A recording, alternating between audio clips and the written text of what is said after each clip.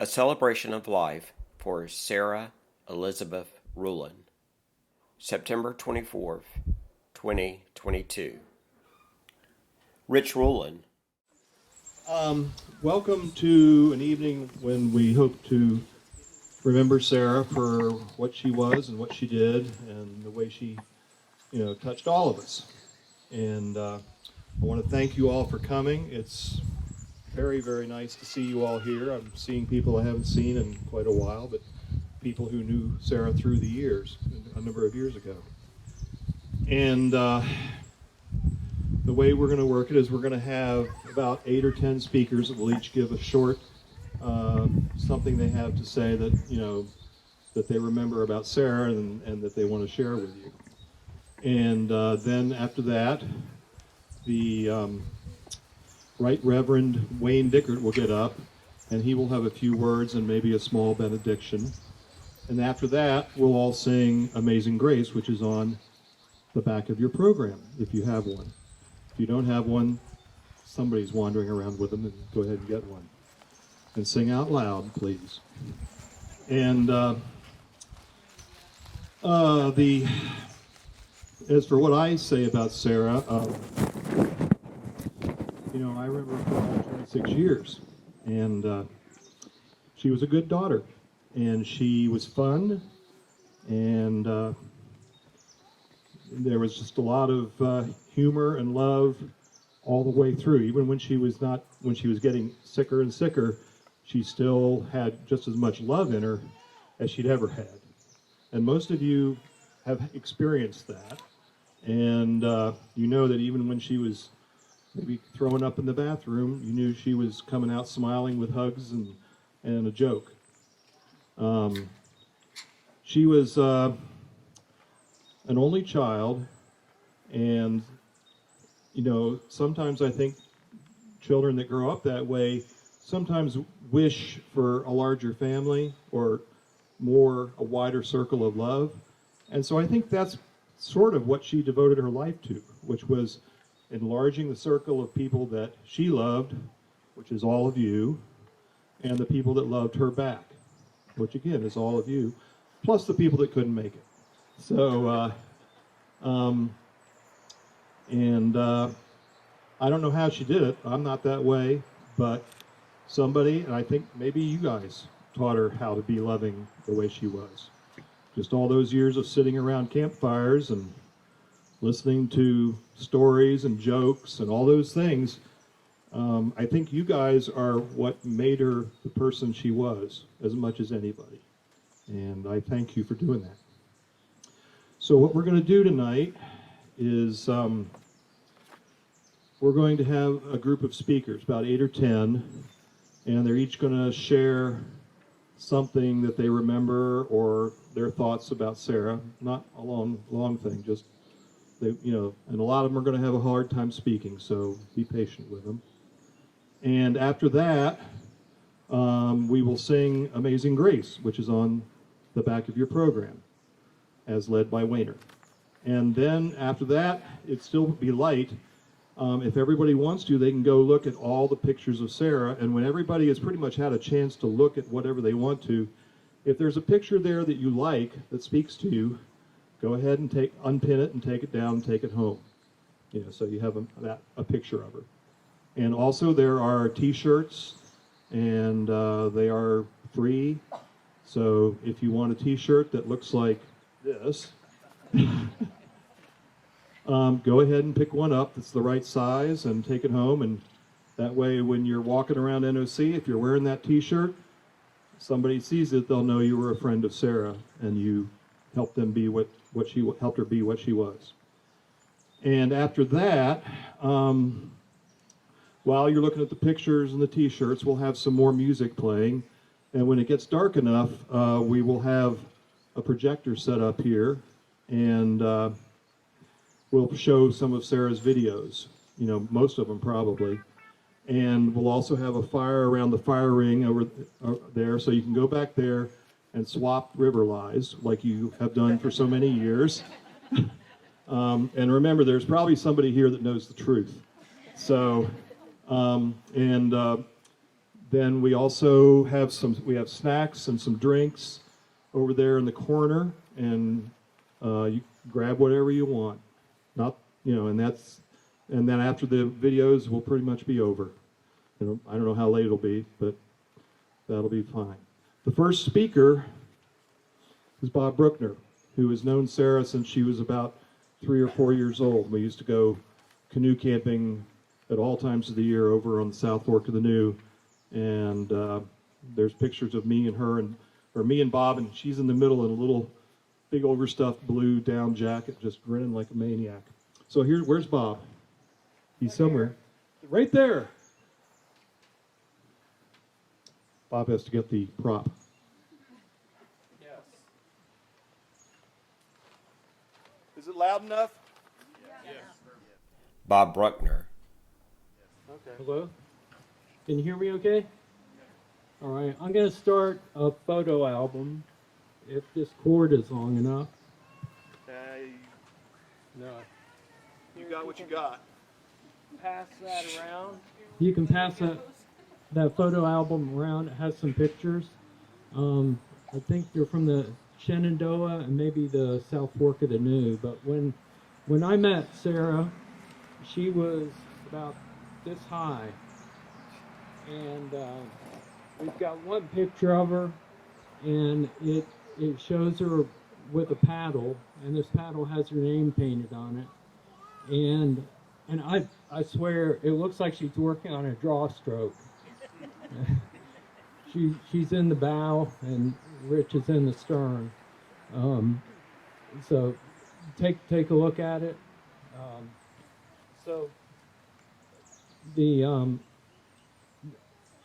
I met her on the Shenandoah and the New, and then we were on the New South Fork of the New again, and it was winter. It was cold, and Rich wrapped his down jacket around her, which made her look like a walking coat, because it was really oversized. One other thing about Sarah was she had a mischievous bent, and that's why I brought my monkey along, my co-pilot here, because while I was away paddling, Sarah would go into my tent and put either monkeys or parrots into my sleeping bag. Where's the other parrot? Okay, there he is. So you never knew what would be in, I would never know what would be in the tent.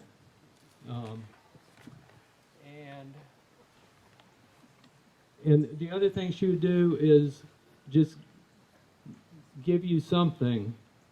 And I never knew why, but she gave me a Star Trek communicator with a little green light that flashed. And I never asked for it. I don't know why. I don't remember why she gave it to me, but that was just one of her habits. And finally,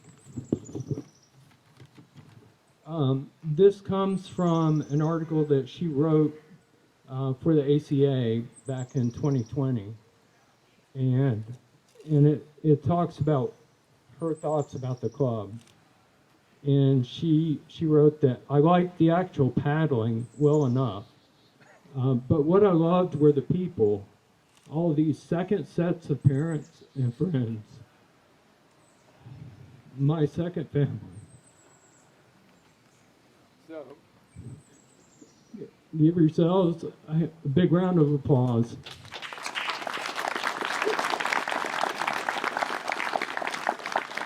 And one administrative note, someone lost an iPhone. So if you haven't seen it, that, and make sure if you do have an iPhone or any kind of mobile phone, turn it off so it doesn't go off in the middle of our presentation. Okay, thank you very much.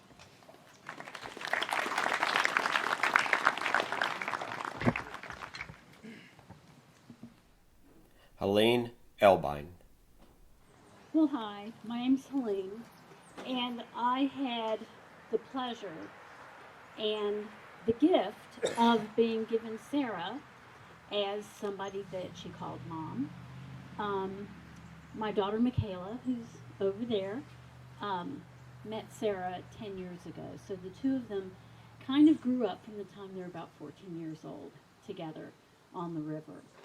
And they had an extremely close friendship. In fact, it wasn't until a few weeks ago that I knew just how extremely close their relationship was. She lived with us at our campground a year ago while she was working and doing her education stuff. And it was where I got to really know Sarah well. I have to say one of the most pleasurable things was having her get off the river in the afternoon. She'd come in, she'd shower, she'd come up to the kitchen and start making something to eat, and then we would sit there and rag on things and talk about the general public. And she would always have lovely, irreverent things to say about stuff, which always made me laugh. So we could be having like a really bad day, but Sarah would show up and it would totally change the mood because you couldn't help but laugh with stuff that Sarah brought up and said. And I loved that. I mean, all the way from her little voices that she would come up with to imitate the different Russian dolls, you know, to, well, you name it, everything else. That was the one I memorized the best. I loved having her around. I found her to be such a genuinely giving spirit. She never wouldn't sit and talk with you. If there was anything, good, bad, ugly, funny, that you wanted to talk about, she was there for you, for us, to change the spirit of the day. And some days really needed that. And I always knew that Sarah was living as hard and as fast as she could over the last couple of years because she knew she had to make the most of whatever it was that she was gifted with. And I found that powerful and rich and rewarding, and it would make me sometimes go, what am I belly aching about, right? Because she would take everything that was thrown at her with such grace and wit, and I would say, yes, she would blame people where blame was due, but she didn't hang on to it for very long. That was the thing. She could get over it. She could move on to whatever the next challenge was or the next fun thing. Didn't matter. And her smile was incredible. So I want to leave you with this thought. It's kind of my little riff on an Indian prayer. And just think about this. The way to remember Sarah is like this. When you're on the river and you feel the spray as you pull into an eddy, that spray is Sarah. When you're out at night and you're feeling the breeze is Sarah. All of those things that you notice that are so touching and so memorable, if you allow them to be, are Sarah tapping you on the shoulder, telling you she's here, and she is now living through you and what you do with the time that you have. So I'd like to say thank you to Rich and to Terry for allowing us to share your fabulous daughter for all this time. Thank you.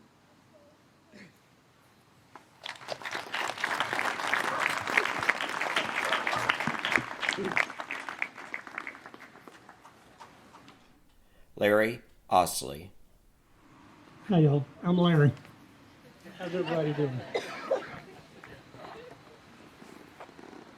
Rich asked Kirk and me to represent tonight as the mascots for tonight's event. And there's not a lot of people in this world that I would agree to do this for. One of them sitting over there, one of them sitting up there. So I'm honored to be wearing this thing tonight and representing what Sarah was as a person. Sarah is the key that opens all locks. She could go anywhere and be with anyone and feel welcomed. And I know that each one of y'all have had some experiences with Sarah that makes you feel like that. Okay, I want to go back in time.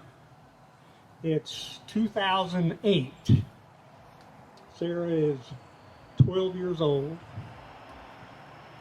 Rich, Sarah, my wife Nancy, and me, and Dana Lappel are sitting in the Fisherman's Hotel on Harker's Island at daybreak.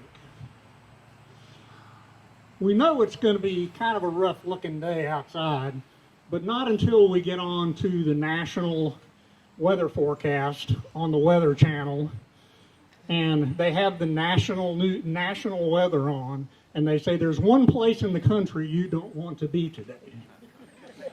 Harker's Island, North Carolina. Severe thunderstorms all day long. And we're all sitting around looking at each other saying, I think we can make it. It's only 3.5 mile paddle across Back Sound over to Shackleford Banks, where we were going to camp and stay for the weekend. We figured we'll be out there for about an hour. We can paddle through heavy rain for an hour. Well, we got out there on the water. Sarah and Rich are in their Klepper tandem kayak, and Dana, Nancy, and myself are all in single kayaks. It is raining so hard in our faces, we turn around and start paddling backwards just to keep the rain out of our faces. I want to paint a mental picture for you here. Give me 1 second.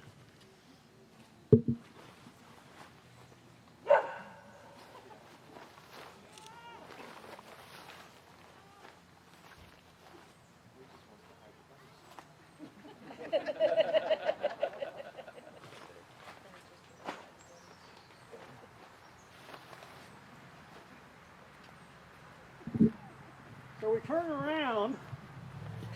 Get under here. We turn around and look at Rich and Sarah making slow headway. And here's little 12-year-old Sarah up in the bow of their tandem kayak holding her paddle like this. Dad, are you paddling? Barely making headway. Every once in a while, Sarah will give it a go.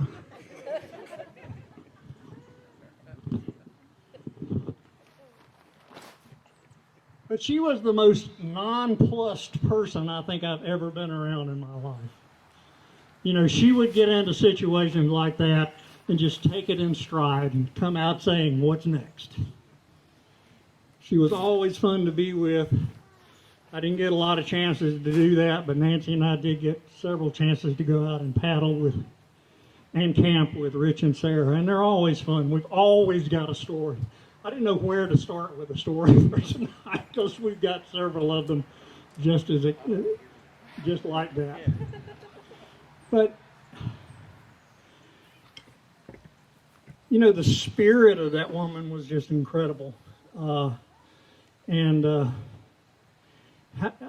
know how to summarize a life like that except, you know, with a group of people like this coming out to really appreciate what she does and to always remember her. Because she'll always be in our minds. We're going to remember her now, and we're going to remember her for the rest of our lives, for sure. Thank you.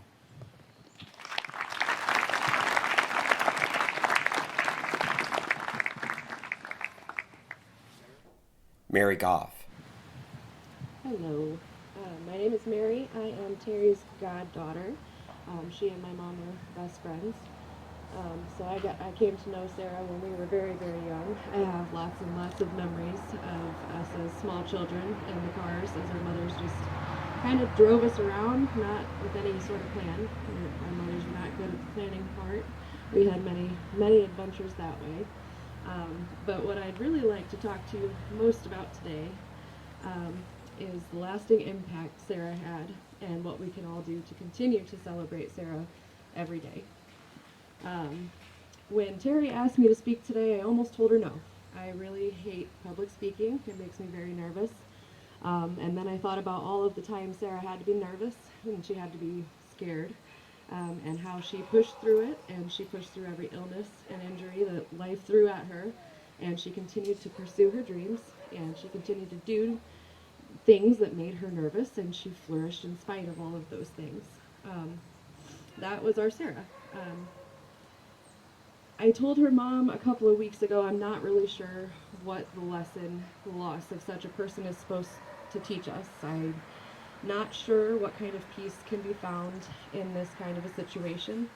But what I am sure of is that there's a lesson to be gained for all of us who had the privilege and the gift of knowing Sarah. There's a lesson and there's peace that can be found from knowing and loving such a person, even if her life wasn't as long as it should have been. And the lesson is this, that you need to take the class, paddle the rapid, ask for the promotion, ride the roller coaster, and do something that scares the daylights out of you. Do it in the face of adversity, and do it because you're scared. Do whatever it is with zealous passion and with reckless abandon. Do it because Sarah's watching and she's rooting for you. Don't take one single moment for granted. Tell your loved ones how much you cherish them, and don't be afraid to look foolish. Do something today that would make Sarah raise her hand to high-five you. Do something kind, and do it without the promise of reciprocity. Live every day like Sarah. Be inclusive, be kind, be fearless, be loving. And when you're missing her, to kind of build on, I'm so sorry, what's your name?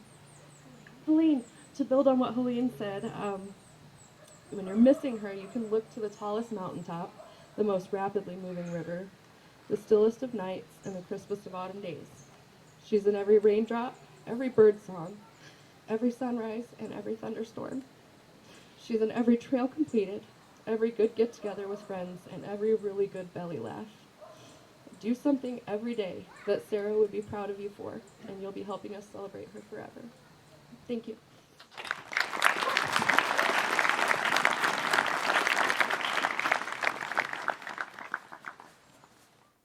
Chad Christopher. So, my name's Chad. Show of hands, who has received a small plastic animal or a snack from Sarah on the river?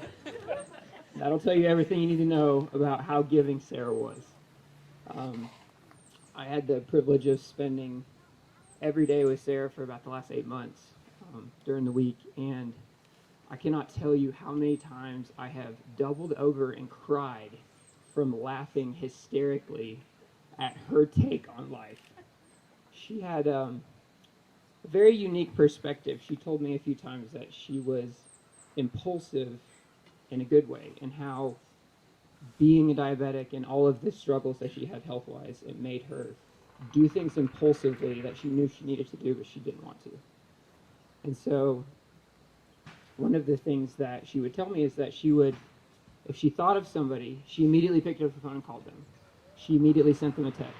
She immediately did the communication that she wanted to with the people she wanted to be with.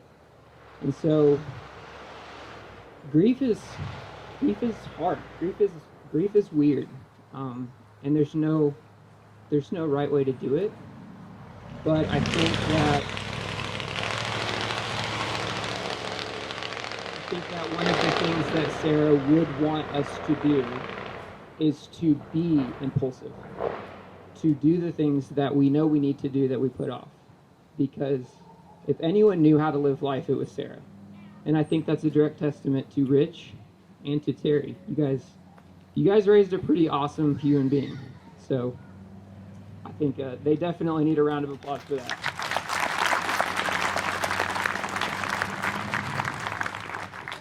I met Sarah in Tallulah race, like 2016 or 2017, and I heard someone coming behind me, and she goes, "Is that a Cocotat onesie?"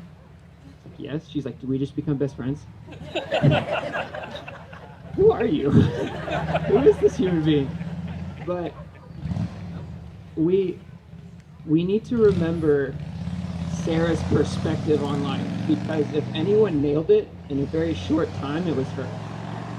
And the people that knew her the best know that she saw through BS like nobody's business. and we played this game. We would try to summarize what was happening, like any sort of event we were at or any sort of place we were taking pictures. We would summarize what was happening in as many few words as possible. So the first aviation event that I took her to, and we were out there, we were taking pictures and whatever, and I said, "All right, Sarah, what's happening?" And you never knew it was coming out of her mouth. I mean, it was, but whatever it was, you were definitely going to take like a 30-second laugh break. And she goes, "Old white men dick measuring." I was like, yes, nailed it.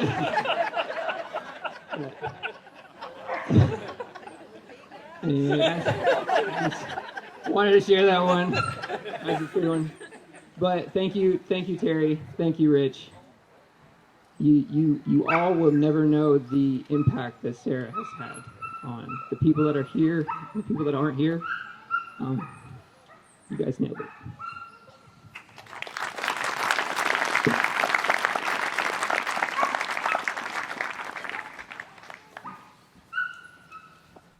Donna Kestner. Hello. So, I'm Donna. I'm just going to have to second it. You guys did a great job with Sarah. We're all very fortunate that Terry and Rich shared her with us. So I met Sarah and Rich when Sarah was about 14. She was just graduating out of her dad's boat, getting into her own boat, and I was just starting to paddle. So lucky for me, they always invited me on their trips. And Sarah was, from day one, I become mama.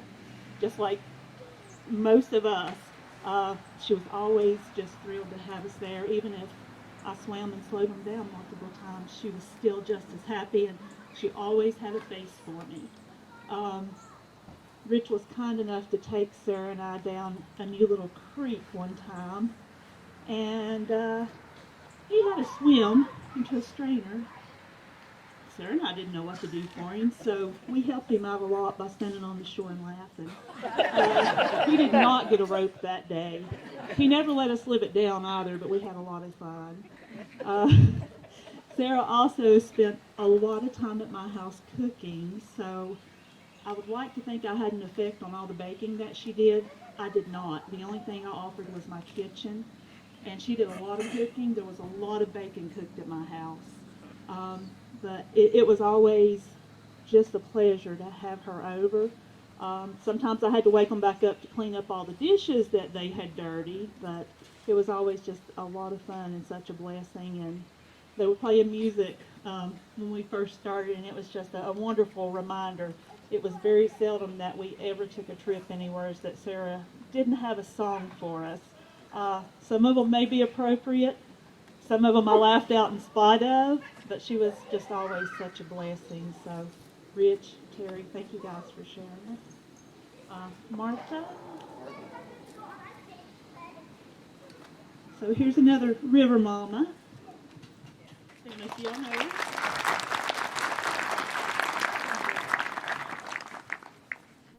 Martha Mount. Thank you. I'm Martha Mount. I am not a spontaneous speaker, and Rich asked me to put some words together, so I had to think for a while and write them down. So I first met Rich and Sarah in 2010 over there at their campsite when I saw Sarah's slalom boat full of purple circles and swirls, and I knew right then she was something special to have a boat just like that. And I was lucky enough to paddle with her a lot during her teenage years, which were fun. In 2011, I got to spend a week with Rich and Sarah in Maine for my introduction to sea kayaking. I was fairly new to kayaking at that time. And after the first day on the water, I remember standing next to the car, and we were trying to get out of our wet clothes, and I was struggling with, like, the wet sports bra that gets stuck like spaghetti all up over your shoulders and under your rib cage, and you can't get anything off. And in the amount of time that I was doing this, little teenage Sarah had just, like, whipped everything off and put on dry clothes. And then she came over to me and she said, "Just put the dry bra on top and step out of the wet bra." It was just like that, and that's such a simple thing, but she took that moment when, as like a surly teenager, she could have laughed and walked away, but there she was. She was there for me, giving me instruction just when I needed it, and knowing just when to step in.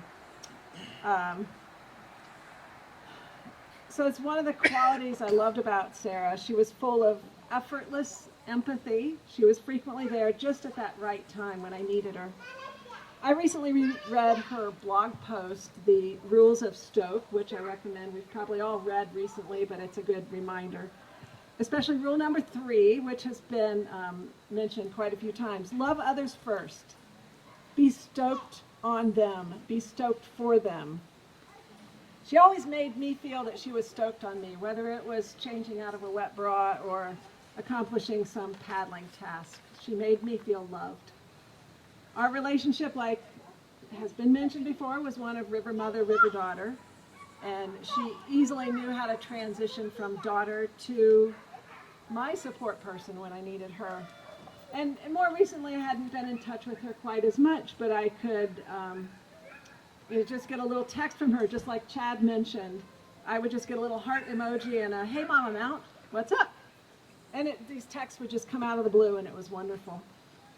But most importantly, and this has been mentioned, I've been just always impressed by her multi-generational skills. She hung out with all of Rich's old paddling buddies, and she had a wizened sense about her from all those years of hearing the legends of paddling trips, even decades before she was born. But I always thought it was interesting. She could recite those stories like she was there, even though they happened long before she came along. She was a collaborator, a unifier. She brought people together from all walks of life and generations.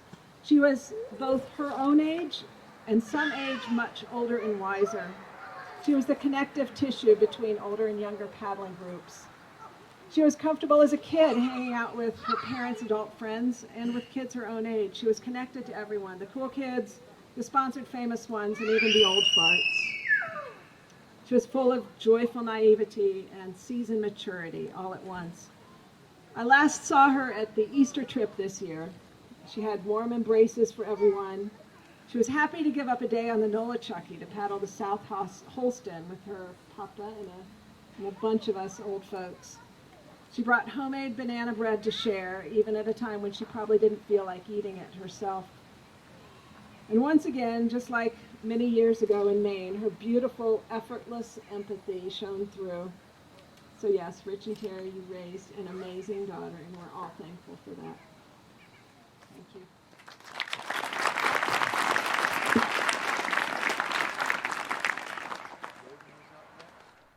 Logan Kendricks. Hey everyone, I'm Logan. I was Sarah's boyfriend. She was the most comfortable person I've ever known. No matter what, you would come to her with whatever opinion or hot take or feeling, she wasn't going to turn it away. She'd embrace it. She'd have that conversation with you. You never had anything to be scared of. It really speaks a lot to the person she was. Always sharing stoke on whether you had just found this cool new pasta noodle in the aisle on the bottom shelf, or whether you just had the most sensational line on a big rapid of your life. She would be stoked on everything in between. Just the small stuff really mattered to her. Speaking of small stuff, I think Chad said something about a plastic animal that you'd been given on the river. She gave me a little tiny dinosaur. She called it my tiny spirit dino. I think probably some other people here have some too. That thing still rides in my life jacket. I think the very next day was the first time I'd run gorilla, and I don't know what in this little tiny plastic dino that meant nothing, what meant so much that it gave me, you know, the mental clarity to be able to operate on the river like that. And that thing still rides in my life jacket. Means a whole lot. And you know, now I feel like Sarah rides with me too. I think what Helene said about, you know, just like right now I notice the sun shining through the trees. It's real pretty out here. The evening air is beautiful. It really feels special, like she's here, like she's, you know, giving you a pat on the shoulder or something. I feel that all the time when I'm on the river, when I'm going through my day, whether it's just roll the windows down and feel the nice, cool air. She's around, and she still means a lot to all of us. I'll share a quick story. One of my favorite days we had together was up at the Teleco, and she had a terrible day. We were paddling. She was waiting for it to warm up. You know, she was very cold. Always had big down jackets on. We woke up. I wanted to go kayaking. She didn't want to get in the kayak yet because it was cold, and so she waited around. She was going to get some cool drone shots. Well, I'm running laps on Baby Falls and walking up the bank. Sarah's like, "Hey, I just crashed my drone over there in the cave." So I beef into the cave. I get out of my boat. I'm swimming around trying to find this drone. It's gone. They don't float, as it turns out. And I couldn't find it. Get back in my boat. I give up. Paddle over. Climb up the bank. Said, "Hey, I lost my phone." Not 40 seconds after I went down the bank to go for a drone, she goes to pop the drone her phone out of the drone controller, and it goes bounce, bounce into the water, right in the bank.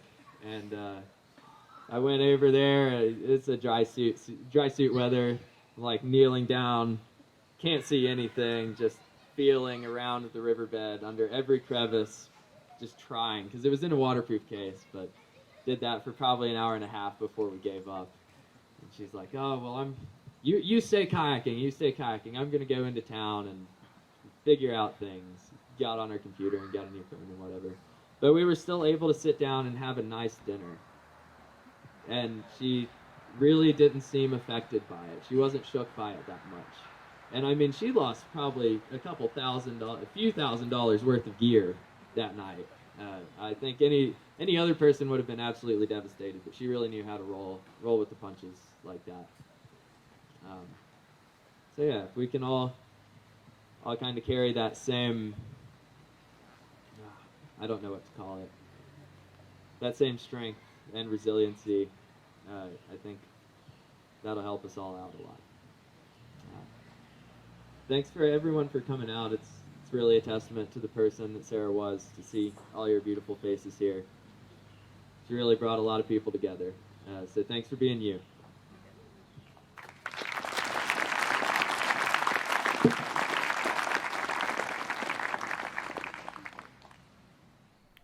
Terry Forrest. I'm Terry, and I am Sarah's mom. I don't know a lot of you, but I thank all of you for coming out to help us celebrate Sarah's spirit and honor her. It really means a lot to all of us. Sarah was a very spirited child, so I'm going to open with a story about her growing up. As she was growing up, I loved to camp, and I like to paddle too. I just don't get out here that much. I love to camp, and we would go out west every summer and camp in one of the national parks. So when she was very young, she was probably 3 or 4, we went out to Yellowstone. And what we would do is we would camp for a few days, and then we would go to a motel to shower and regroup, and then go back out to a different campsite. So we had been in Yellowstone for a couple of days, and then we went to a motel.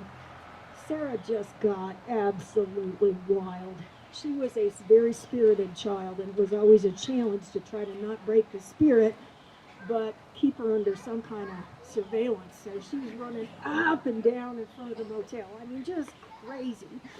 And I looked at her and I said, "If you don't quit this and settle down, I am going to put you in this room in a timeout." And she stopped what she was doing, and her eyes just flashed. And she looked at me and she said, "You are not going to give me a timeout. There isn't a corner in this room." And I looked around, and sure enough, there was no corner. It was a round room. I was so mad. You do not want to know how mad I was. I got silent. I didn't do anything. I didn't say anything, but I stopped using timeouts after that. No more timeouts. Sarah lived her life with an enthusiasm and a spirit which we can all admire. her illness progressed, and she never let it or sadness overcome a positive attitude and perseverance. She authored her Rules of Stoke in the setting of many, many challenges from physical illness, which most of you don't really know, and that's okay. She lived these rules in her everyday life, and I think that's probably the thing that I admired the most about her. She gave me, as her mom, she gave me a great deal. Her rules and her spirit were infectious, and they motivated me, and they motivated everybody who was around her. During the summer of 2013, Microphone. during her senior year in high school, she had a religion class that she was asked to author a paragraph about what you loved and how you would make that a religion. And she actually wrote about paddling, no surprise. And the following summer, she was working out at NOC, and one of her friends died on the river. And I wanted to read an excerpt from the blog which she posted with respect to that paddler who died, because I think it's particularly appropriate today, and it should bring us all comfort and help us know that she's with us. After a paddler dies, their spirit goes to the water to join the divine. One does not see the divine, but rather feels encompassed by all other past paddlers and the force of the divine. Paddlers do not feel haunted by these spirits, but rather protected. They feel that they have gained fortification for life, and in the deceased spirit's companionship. It is as if one were able to bring their friend along with them on many more trips. In this way, we remember and honor those who have passed and are able to continue in their presence. Sarah's physical presence is no longer with us in this life. Her spirit lives on through the incorporation of her enthusiasm and her kindness in our actions of everyday living. She is with us on the water and anywhere there is need for stoke. And I've relied on her stoke more than once in the last few weeks. Sarah, we hold your spirit close to our hearts. We love you, we miss you, and we thank you for the joy and the inspiration you gave our lives. Until we meet again, thank you all for coming.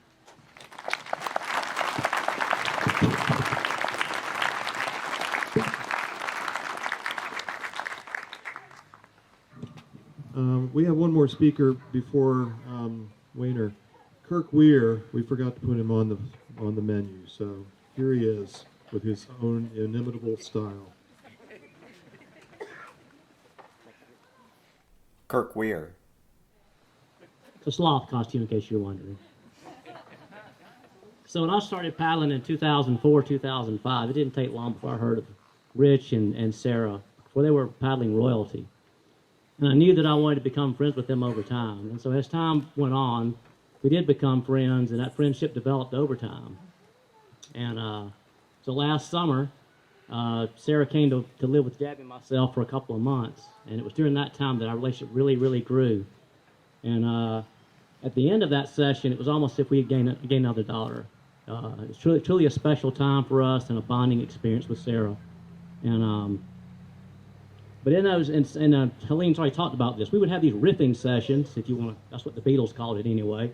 We'd have these riffing sessions at the end of each day, and we would just come up with all these crazy ideas, much to Debbie's chagrin. We would just go on for quite some time in the afternoons. And it was during one of these sessions that Debbie had gone for a walk, and we realized it was now almost dark, and we hadn't heard from her. And there's bears, and there's coyotes out there that could get her. And so we decided that we needed to come up with a call that you could echo out and a response to it to make sure that everything was okay. And so we decided that call had to be the call of the pterodactyl, which would be a caw. And the answer would be caw. And so, so through the rest of the summer, whether it be in the NFC parking lot, the Ingles down in BC, Bryson City, or your Lowe's or somewhere, this caw would ring out. And it may be Sarah, or it could be somebody else, because by that time we had spread this theory out way more than just the two of us or the four of us. So like I say, in the NFC parking lot, or you may be in the eddy above Nowahela Falls, getting your game on for that, and all of a sudden a caw would come out. And you'd be searching around, where did that caw come from? But you had to answer it. So you'd always go caw. And so we want to continue to remember Sarah's spirit by continuing that caw response as we move forward. And so if you're ready, we're going to practice it one time, okay? So we want to make sure that we continue to caw with all that loves Sarah. And my phone right. So hopefully this will work correctly. So if you're ready for the caw response, here we go. Caw! Thank you.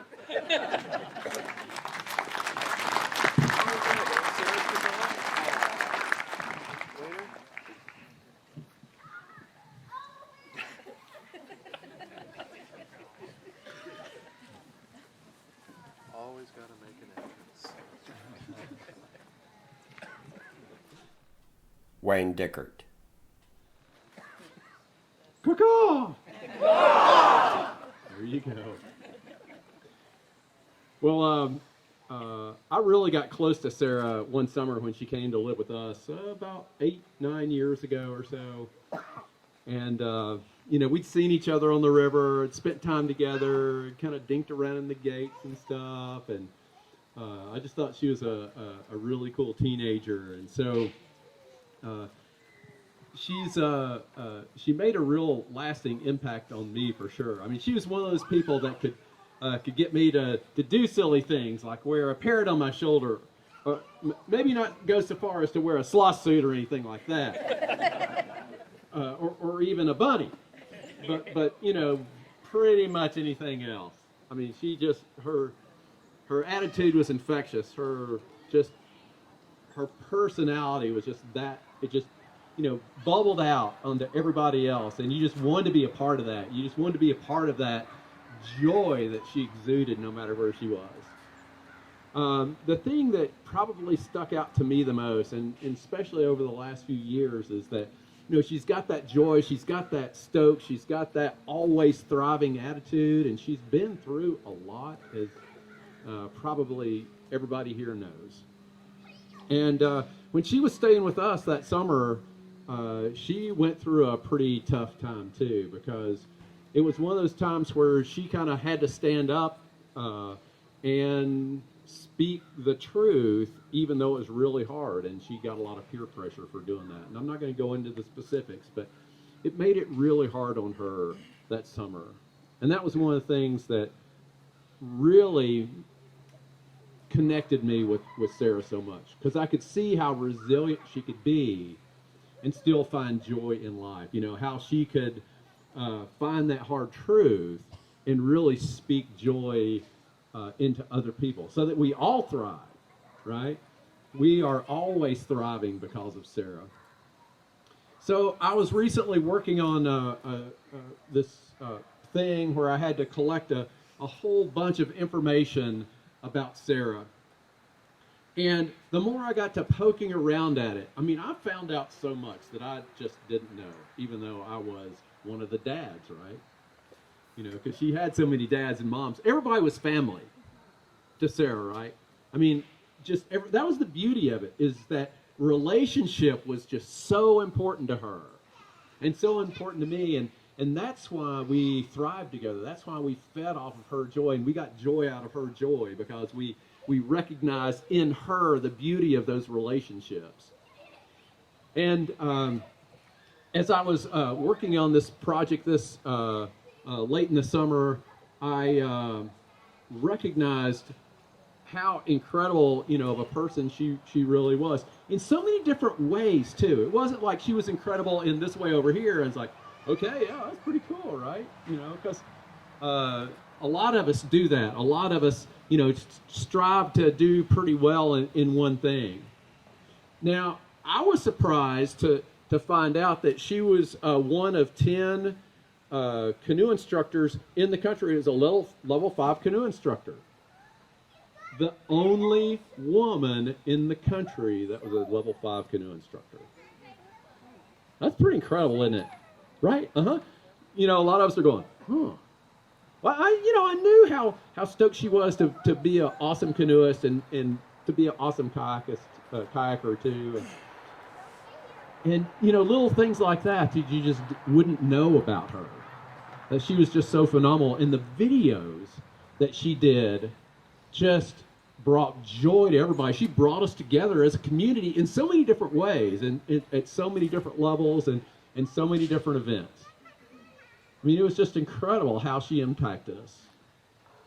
And one of the things that I think was probably the most impactful on our community, quite honestly, was how she could bring a level of wisdom, especially for somebody at her age. She could bring a level of wisdom and speak a truth that needed to be heard in a way that people could hear it and understand and go, yes, we can be better.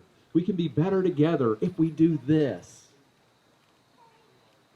I remember reading one of her moderator posts, and the way that she spoke, the words there through that moderation post was just incredible. And I could see how those times of pain, the times of joy, just all the different things that she brought together in this beauty of paddling, in this love, this deep love that she had for paddling, how she could bring all that together and to speak a truth that almost nobody else could speak in the way that she did and have everybody come together. That, to me, was, I think, probably Sarah's most special quality. And one of the things that I am most impressed with her, it took her a while to get there. It took some pain. It took some perseverance. But I just can't get over how amazing she really was. All you river dads, all you river moms, all you river brothers, all you river sisters, and mom and dad especially, who facilitated that. I mean, it's just amazing how I felt like dad, and dad was cool with it.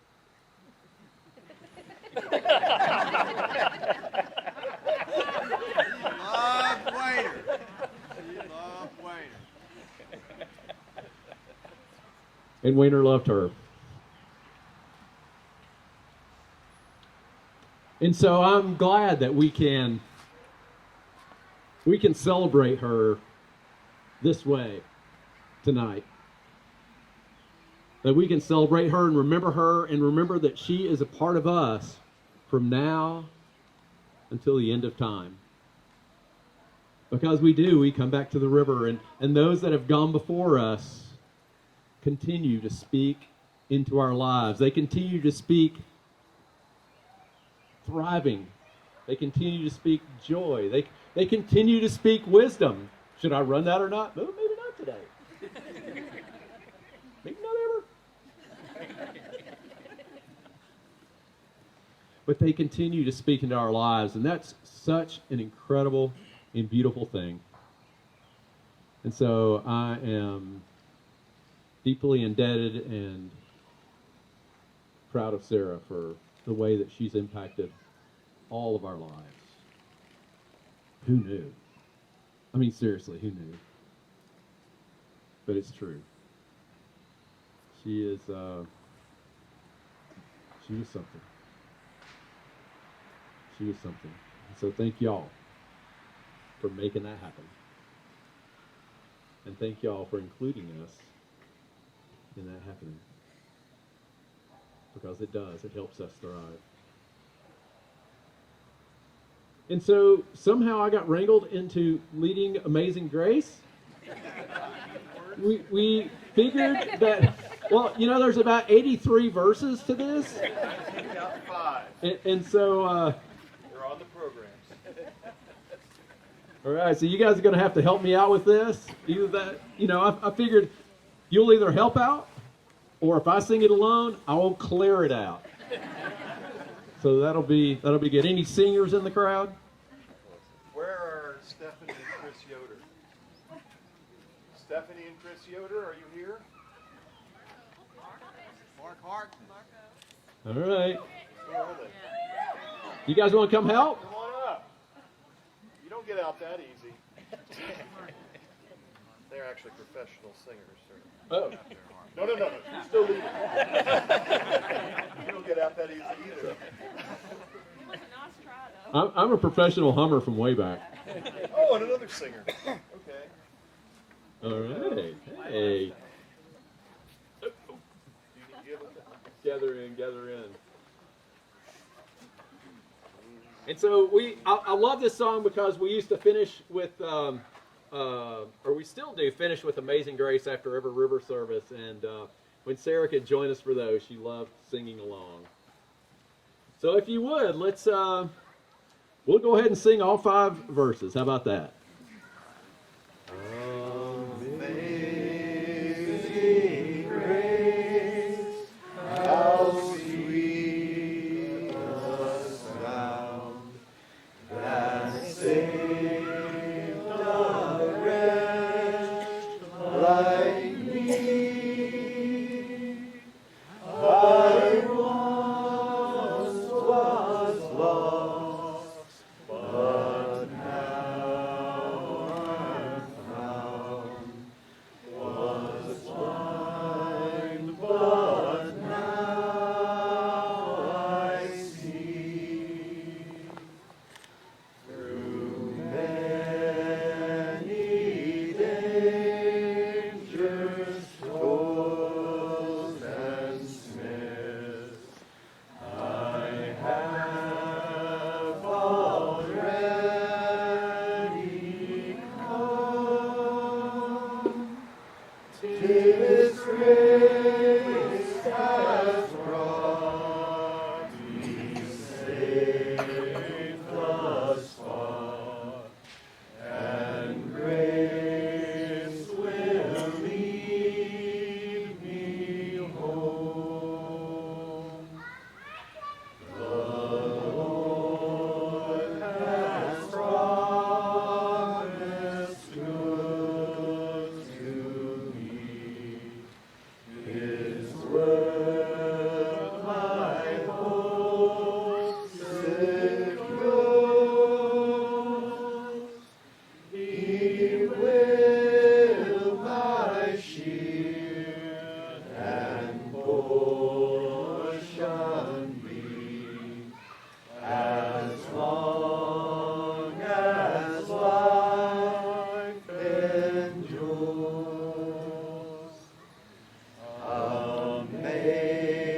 Amazing grace has set me free, to touch, to taste, to feel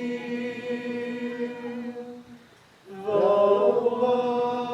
wonders of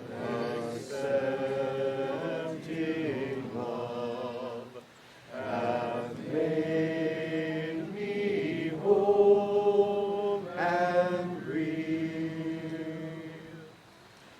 Yes, when this flesh and heart shall fail, and mortal life shall cease,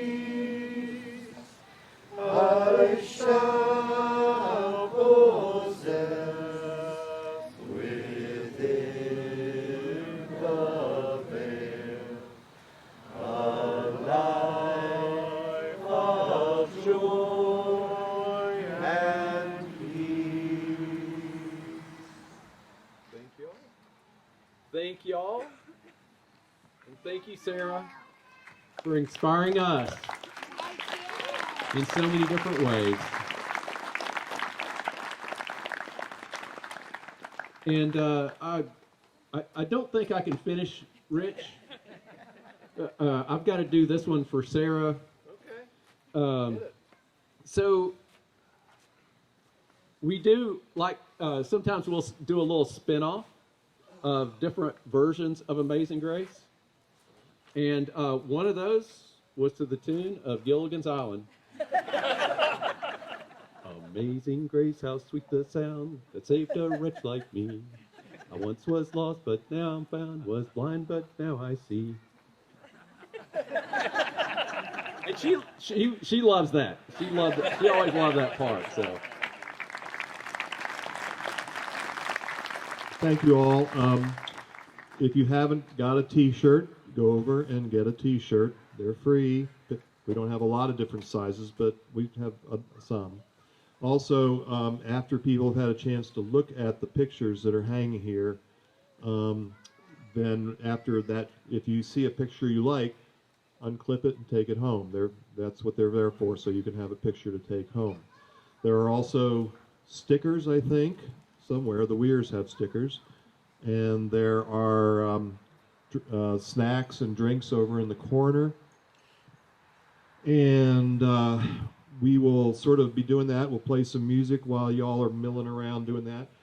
I hope you'll stay around and just take this chance to visit with each other, talk maybe stories about Sarah, and see and be able to visit with friends you haven't seen maybe in quite a while. And when it gets dark enough, we will set up a screen here and we will show a bunch of Sarah's videos. And if you can hang around for that, that's fine. We also will have a fire over in the fire pit, so you can gather around that. And it might be cold enough you might want to. And this is also an opportunity tonight. You know the people you know from, paddling and everything, but all these people here are here because they were friends of Sarah. So this is a good chance for you to introduce yourself to other friends. You don't have to do caca, but just walk up and say, hi, how did you know Sarah? And you could, that's the thing she would like more than anything, is for the circle of friends to get, wider and wider. And again, I thank you, and Terry thanks you, all of you, for coming here tonight. And this is really gratifying and touching. Thank you very much.